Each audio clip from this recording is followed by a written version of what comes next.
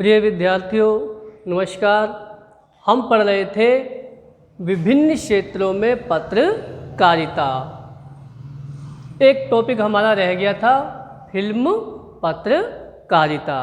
तो उस टॉपिक को हम विभिन्न क्षेत्रों में पत्रकारिता में आज समझाएंगे।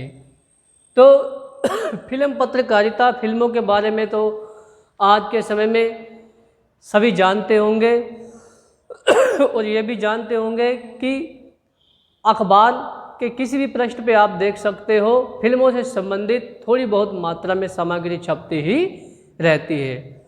तो उसी को फिल्मी पत्रकारिता कहते हैं और विस्तार से हम इसमें समझेंगे।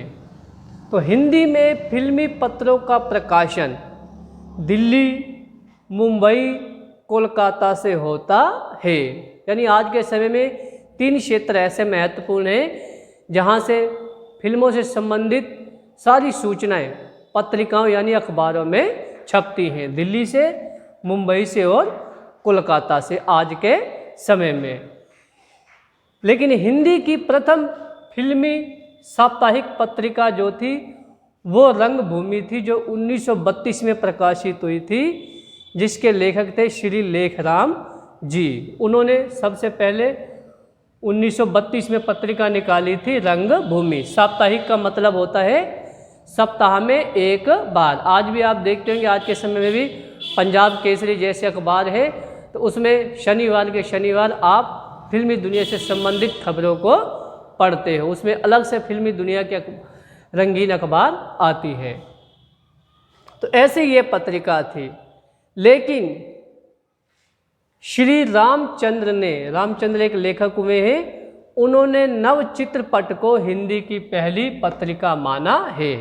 यानी 1932 में रंगभूमि निकली थी, लेकिन एक अन्य लेखक हुए हैं रामचंद्र जी, उन्होंने नव चित्रपट को हिंदी की पहली पत्रिका माना है। उनका मानना है कि नव चित्रपट में ही सबसे पहले विस्तार से फिल्मी सूचनाएं प्रकाशित हुई थी।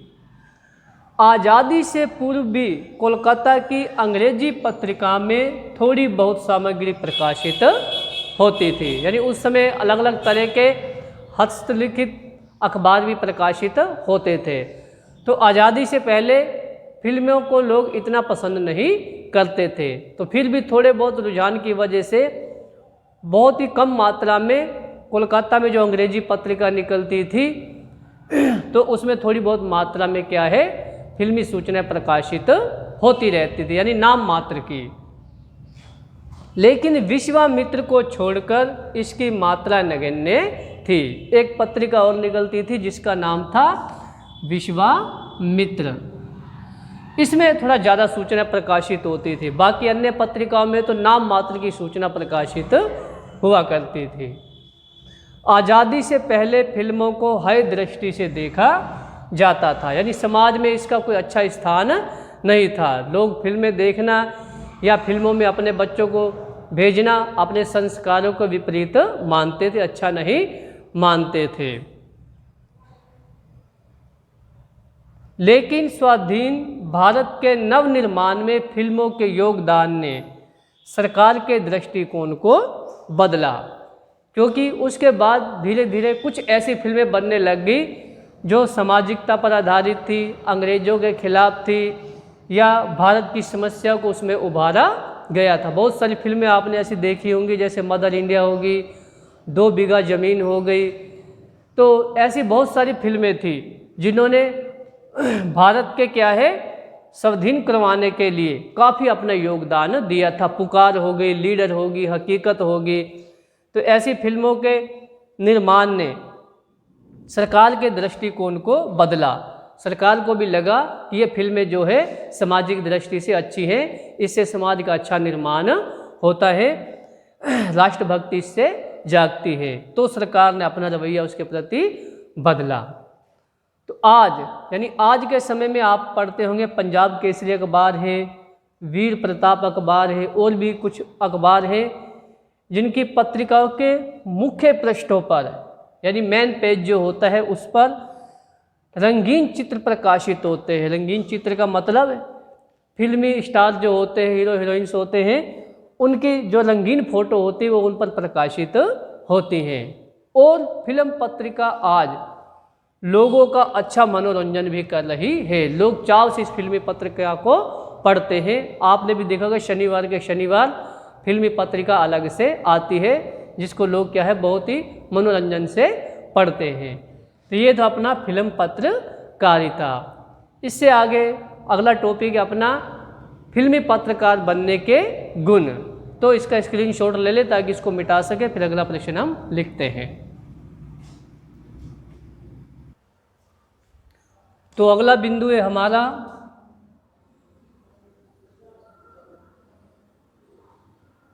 फिल्म पत्रकार की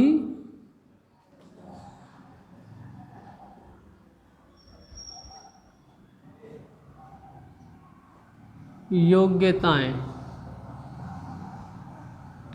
तो एक फिल्म पत्रकार में कई योग्यताएं होती हैं या होनी चाहिए, जिससे वो एक अच्छा फिल्मी पत्रकार बन सकता है।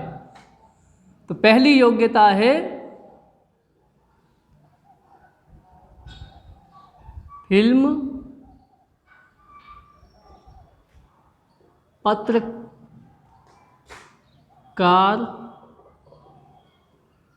को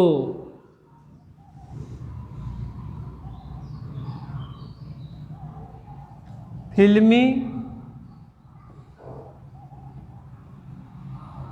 इतिहास की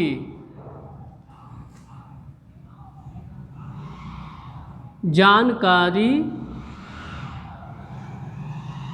होनी चाहिए। अर्थात पहली और महत्वपूर्ण योग्यता कि उसको फिल्मी इतिहास की जानकारी होनी चाहिए कि फिल्मों का प्रारंभ कब से हुआ, प्रथम फिल्म कौन सी थी, किस प्रकार की वो फिल्म थी, किस भाषा का प्रयोग उसमें किया गया था, मूक फिल्म थी या बोलती फिल्म थी, या फिल्मों में भूमिका अदा करने वाले जो कलाकार हैं वो कौन थे, कैसे थे, वो आगे उनकी किस पीढ़ियों ने काम किया, इन सब की जानकारी उसको होनी चाहिए। दूसरा बिंदु है उसे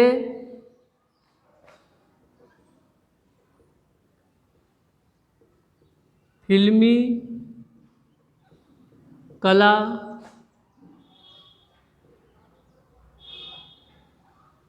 चित्रकारी,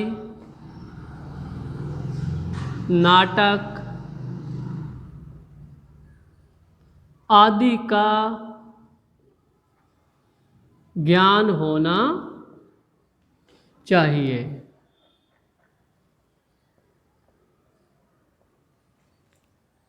अर्थात कहने का आशय है कि फिल्म बनाने की कला क्या है, किस हिसाब से फिल्म बनाई जाती है, नाटक क्या होते हैं, नाटकों में मुख्य भूमिका कैसे निभाई जाती है, समस्याओं को कैसे उभारा जाता है, मनोरंजन कैसे किया जाता है, और उसकी फिल्मी चित्रकारी करनी भी आनी चाहिए। इन सब का ज्ञान उसे होना चाहिए।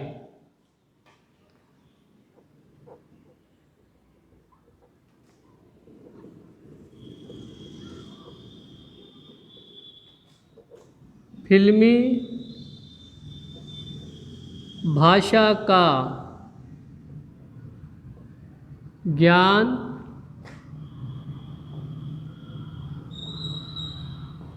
उसे होना चाहिए। फिल्मी भाषा के ज्ञान से मतलब है कि आप जानते होंगे बॉलीवुड की अलग फिल्में बनती हैं, हॉलीवुड की अलग बनती है, टॉलीवुड की फिल्में अलग बनती है, साउथ में फिल्में अलग बनती है। तो जिस क्षेत्र में फिल्में बनती है उस क्षेत्र की भाषा भी अलग अलग ही होती है। हॉलीवुड में अंग्रेजी भाषा का प्रयोग किया जाता है, स्पेनिश भाषा का प्रयोग किया जाता है, फ्रांसीसी भाषा का प्रयोग किया जाता है। हिंदी फिल्मों में, बॉलीवुड में हिंदी फिल्मों का प्रयोग किया जाता है। साउथ में आपने देखा होगा कन्नड़, मलयालम या तेलुगु भाषा का प्रयोग किया जाता है, या और टॉलीवुड में लगा लो तो भोजपुरी भाषा का प्रयोग किया जाता है। तो एक पत्रकार के अंदर उन सारी भाषाओं का ज्ञान होना चाहिए, क्योंकि हर क्षेत्र की फिल्म का उसको क्या है सूचनाओं को प्रकाशित करना पड़ता है, तो वैसी भाषा भी उसे आनी ही चाहिए। मान लो किसी नायक या नायिका का वो इंटरव्यू ले रहा है, तो वो नायक या नायिका हमारी हिंदी भाषा नहीं जानते या अंग्रेजी नहीं जानते, अपनी भाषा में बोलेंगे, तो हम उसको कैसे समझेंगे? तो इसलिए उस भाषा का ज्ञान भी हमें होना चाहिए। या फिल्मों के अंदर किस किस भाषा का प्रयोग किया जाता है, किस चीज़ को क्या कहा जाता है, जैसे चित्रकारी क्या होती है, रंगीन क्या होता है, नव चित्रपट क्या होता है, रील क्या होता है, ये सब क्या है फिल्मी भाषा के शब्द होते हैं। नंबर 4 है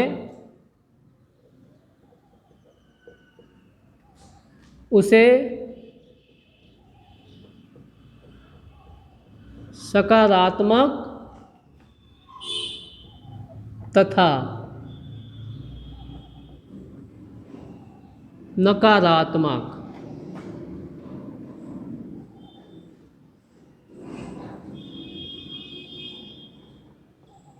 दोनों दृष्टियों से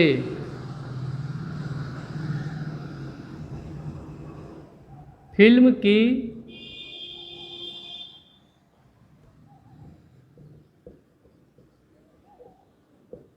समीक्षा करने की